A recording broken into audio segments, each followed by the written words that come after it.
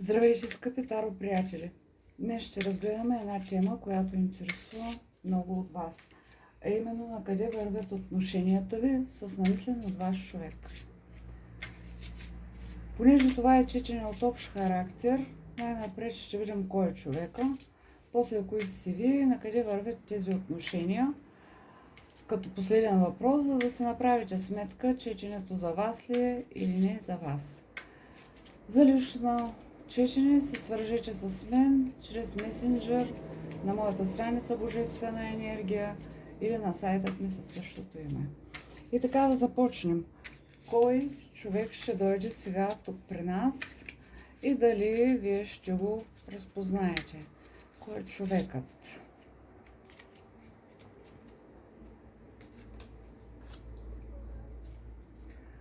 Започваме от начало. Така, това е един човек, който има абсолютно всичко. Човек, който се стреми към пълното щастие. Човек, който обича веселбите, който обича приятелите, който обича да е заобиколен около хората. Човек с късмет. Човек, който по картата на колодата виждам човек, който се е устремил на някъде, стремглаво, бързо, преследва целите си.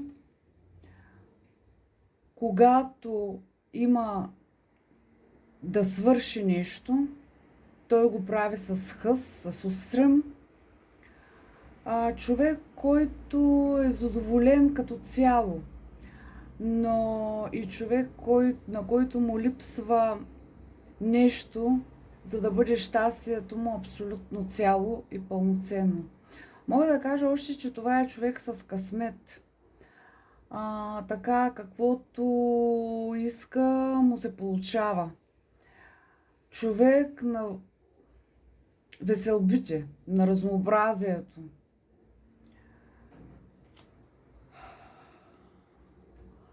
Човек, който може още да се каже, че се търси партньор в живота. Може би и тук по тези две карти виждаме, че къде е последната му липса. Липсата на този човек именно може да е в това, че няма партньор до себе си. То такъв партньор търси той, който да му даде пълното щастие, да му даде дом, семейство, деца, ако е във време, в което може да ги има. Той търси някой, който е като него. Търси някой, с който да върви по път в една посока. Търси си определено този човек късмета, но и човек егоист. Човек, който трябва да разбере, че няма идеален партньор. Този човек може да търси идеалния партньор. Такъв, който съществува в неговата глава. Такъв, който да бъде като него. Но той всъщност трябва да разбере, че на практика такова нещо много трудно се постига. Че трябва да намерим някой, който макар и различен от нас, между бялото и черното, нали, виждате, тук има два коня, които вървят в една посока. Той трябва да разбере следното нещо, че не винаги можем да намерим точно такъв човек, който да бъде като нас. Че трябва да намерим някой, с който да бъдем щастливи, някой с когото да се обичаме, някой с когото да се напаснем. Идеални хора няма и не съществуват. И да приемем неговите различия такива каквито са, за да можем да вървим в една посока. Така, сега да видим на къде се е устремил този човек. На къде се е устремил към този момент този човек. Още малко да видим кой е той, на къде се е устремил. На къде се е устремил.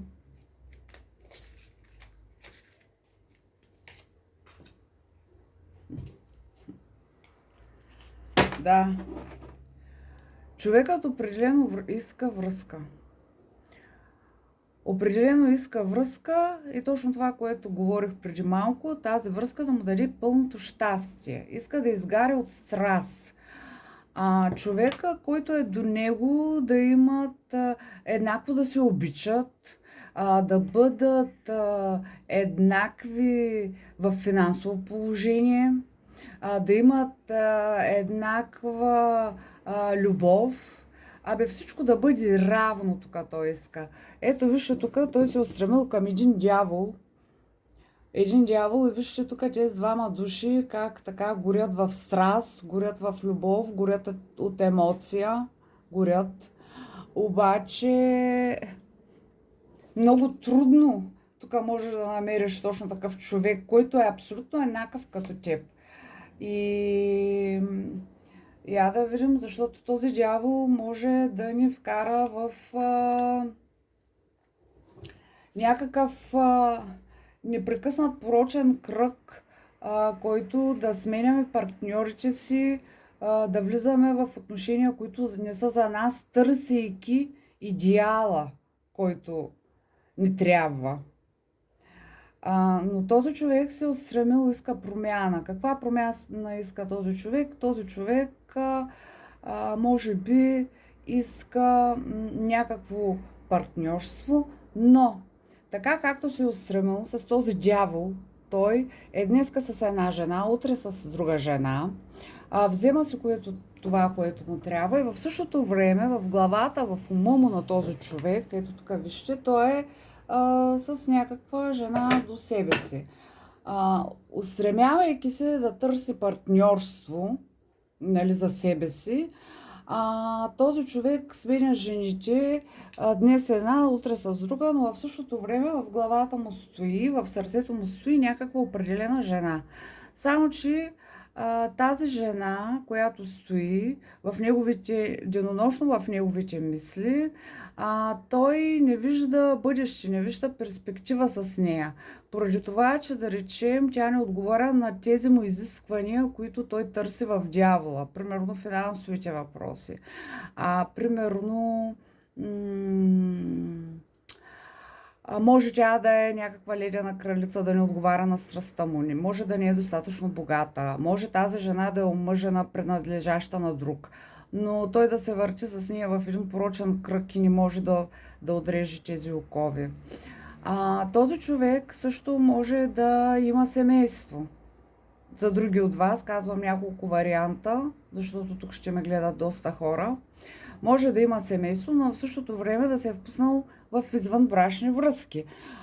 Може тук това да стои така със съпругата си, но в същото време погледът му е да устремен към другата жена, той да не е готов по никакъв начин да я пусне и да я желае страстно, в главата да му са така сцени на емоционални на емоционална пълнота, да има някакви представи в главата си, които знае, че много трудно може да постигне, защото за да бъде тази жена негова, той трябва да приключи с един период и да започне с някакъв друг период, нов път, по който да тръгне, защото другата жена може пък абсолютно да не е съгласна да влиза в някакви трилогии или четирилогии. Но така или иначе, този човек по картата, която виждам на дъното, си прави някакви планове, така правейки си тези планове, той изпитва щастие, той не се спира пред нищо, той иска тук като една пеперуда да литне, да намери това, което търси, смята, че щастието ще ми се усмихне, така вътрешно е превъзбуден, вътрешно е щастлив, идва му да тича, да скача мислейки за жената, която желае. И така, казах ви два варианта, такъв човек тук дойде на нашата магическа маса. Сега да видим кои сте вие и с коя от двете жени ще се идентифицирате в последната карта, в която гледах. Кои сте вие? Кои сте вие към този момент? Кои сте вие? Този човек много така в емоции влезнал. Да извадим всички карти и да видим кои сте вие. Вие сте човек победител. Вие сте човек, който преследва целите си, който умее да води битки. За да стигнете до някаква победа, вие сте готови да се сражавате до тогава, докато спечелите. Не си оставяте краката в батака. Действате с замах, с енергия. Няма нещо, което да ви се опре, ако вие решите да го постигнете. Работите, много работите усърдно. Работите, за да станете майстор във вашата професия. Или ако се наумите, че искате, нали, да постигнете и да станете майстор във вашата професия, вие страстно следвате тази цел. Ако вие се наумите, че искате даден човек, в живота си говоря изобщо като човек, защото ще ме слушат мъже и жени, вие не се спирате пред нищо. Вие може да се мечтаете за този човек, да правите планове за този човек, така, да рисувате картини в главата си, да не ви излиза и в същото време, ако си давате сметка, така че вашите отношения, понеже тук гледаме кои сте вие, кой е човека, за когото мислите. Ако вие си давате ясна сметка, че тези отношения са токсични, че не можете да излезете от тях, че този човек ви е превързал по някакъв начин, вие не сте готови все още да ги пускате, да ги пуснете, защото мисълта за тази ви връзка не ви излиза от главата.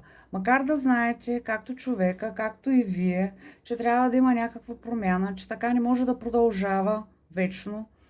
Вие водите някакви вътрешни противоречия, едно с себе си и друго с човека. Като че ли се борите кой да наделее и кой да спечели. Само, че в тези битки, така наречени, няма победители, няма победени. Тук има само наранени.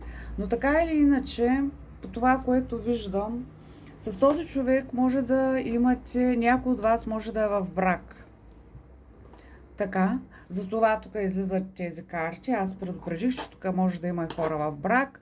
Или ако сте и двамата свободни, тук тази така карта може да означава няколко неща. Или че някой от вас, най-вероятно жената, се стреми към победа и се стреми към брак с този господин, иска да вече да приключат тези вътрешни битки между тях, иска да тръгнат в една посока, иска брак, нали, а другия се дърпа. Или пък тук с това, което ме казват картите, че вие имате страшно много различия, независимо от какъв характер са те, дали са така възрастова граница, дали са някакви религиозни, в статус, в финансов план, така или иначе вие имате много различия с този господин. Но каквато и да е причината, нали, тук от всички тези, които изброих, вие сте хора, които искате промяна. Вие сте дошли на един етап, в който абсолютно искате промяна. Ако тук по картите горните забравих да ви кажа, че може да има хора, които са прекратили тази връзка токсична към този момент. Прекратили са я, защото, да речем, господина може да си има някъде семейство, или ако няма семейство, ако вие сте другата жена, той може да не избира вас, нали? Да не прави правилен избор, да не избира вас.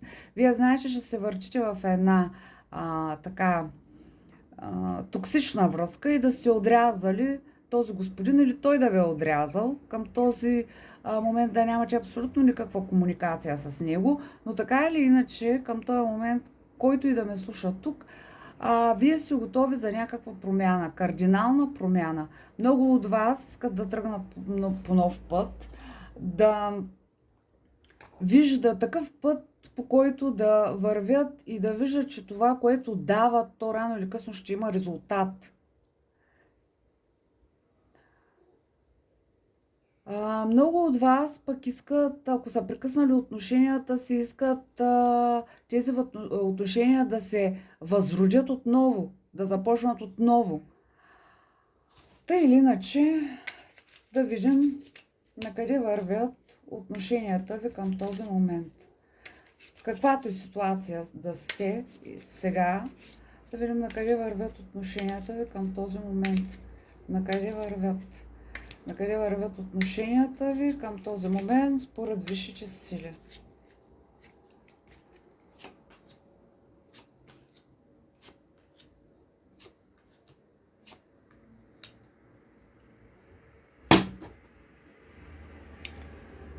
И така, от енергията, която виждам, много от вас, може да искат в тези прекъснати отношения този човек да се върне.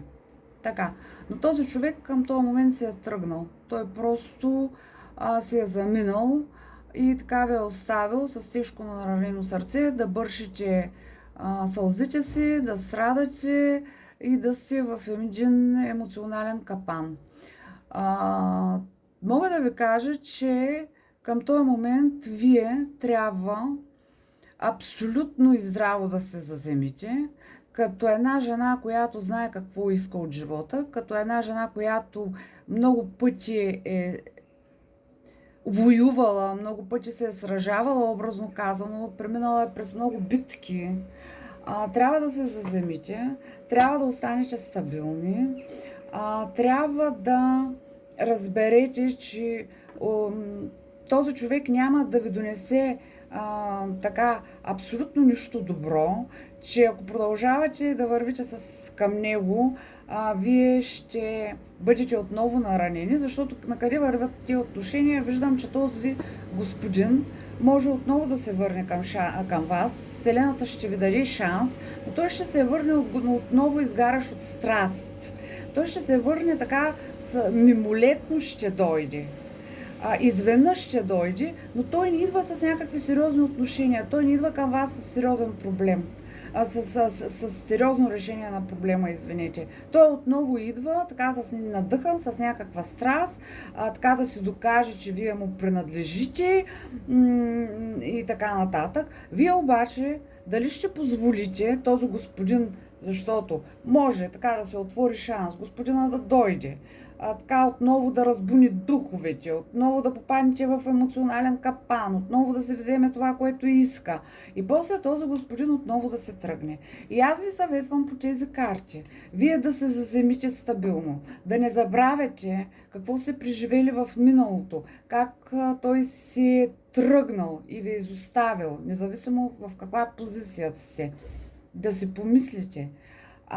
Искате ли това нещо да продължава? Искате ли да бъдете мамини, лъгани, да бъдете другата жена или да бъдете жената, която е непрекъснато изоставена след друга жена? Съветвам ви да останете в покой, когато този господин дойде. Колкото да не му отговаряте, да не тръгвате с него наново. Ще ви е студено, ще ви е така мъчно, ще ви е болно на душата, сърцето ви сякаш ще е прободено, но се помъчете да погледнете нещата от друга гледна точка. Знаете, че за вас, ето тук вижте как в тази зимна картина, в която вие висите целите обхванати от лед, от студ, по-скоро това ви е описание така на сърцето, на душата. И знаете, че ще дойдат лъчите и за вас. Ще дойде за вас тук едно цвете. Ще разсъфне някаква нова любов, ако вие си дадете шанс. Така, обмислете добре. Да тръгвате ли отново с този господин? Искате ли отново да бъдете наранени? Защото вижте, той идва, дава му вселената шанс, той идва и след това пак се отива. Пак се оттегля от вас. Помислете се много добре. Не се определяйте като жертва и не ставайте жертва в тези отношения, каквато и да е вашата ситуация.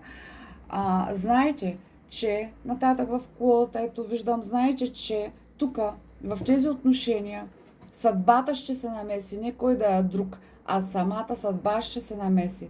И при вас, без да правите нищо, така изведнъж ще дойде нов човек, с който вие ще имате цялата пълнота, цялото щастие на света, нова връзка и който ще ви даде това, от което имате нужда. И така сърцето и душата ви ще разцъфчат. Така че помислете си дали тук по това, което казах, че много хора искат от вас възкръсване на тези отношения, помислете си, независимо дали сте съпругата, любовницата или човек, който е свободен и му се правят едни и същи номера от дълго време, от един цикъл. Помислете си дали искате всичко това да се повтаря или да се заземите стабилно и да дочакате човека, който е за вас. Даже не трябва нищо да правите. Към този момент просто трябва да се успокоите, да се дадете кураж, да си кажете, че на вашата улица ще изгрее слънце, да изчакате, да излекувате душата си, да се отдадете на промяната, която ще се случи и ще видите как неусетно колелото на живота ще се преобърне и от тази зимна картина при вас ще дойде един цъфтеж, едно щастие, една пълнота, една пролет. И тази пролет ще ви донесе една нова връзка, един нов човек, в който няма да има намесени други хора, други обстоятелства, каквито и да са те, и ще бъдете щастливи. Това беше от мен за вас днес. До нови срещи. Благодаря ви, че ме изслушахте.